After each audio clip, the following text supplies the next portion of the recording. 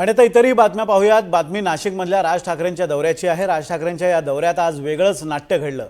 राज ठाकरेंच्या भेटीसाठी आलेले कॉमनवेल्थ गेममधील गोल्ड मेडलिस्ट दिलीप गावित आणि त्यांचे कोच वैजनाथ काळे हे संतापलेत। भेटीसाठी आलेल्या या दोघांना 2 ते 2.5 तास बसवून ठेवल्यानं ते भेट न घेताच परतलेत। संतापलेल्या गोल्ड मेडलिस्ट दिलीप गावित आणि वैजनाथ काळे यांची मनसे पदाधिकाऱ्यांकडून मनधरणी करण्याचा प्रयत्न झाला। भेट द्यायची नाही मग बोलवलं कशाला असं ते म्हणाले आणि त्यानंतर ते परतले।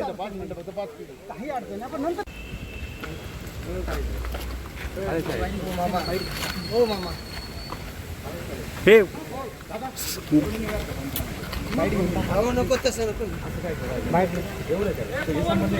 कसं नाही मला काय म्हणतो मला पण असं नाही ट्रेनिंग आहे सर मला काहीच वाईट नाही बरोबर आहे साहेबांना भेटायला उशीर होतो माहिती आहे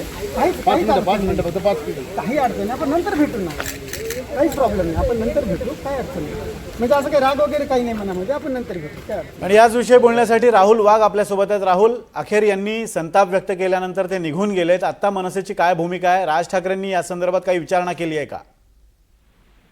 विनोद सर, आपण जर बघितलं तर राज ठाकरे निवडणुकीनंतर पहिल्यांदाच 2 दिवसीय नाशिक दौऱ्यावर आलेले आहेत। त्यांच्याकडून 2 दिवस पदाधिकाऱ्यांच्या आढावा बैठका घेतल्या जात आहेत आणि अशाच परिस्थितीत अनेक कार्यकर्ते हे राज ठाकरेंना भेटण्यासाठी आलेले होते।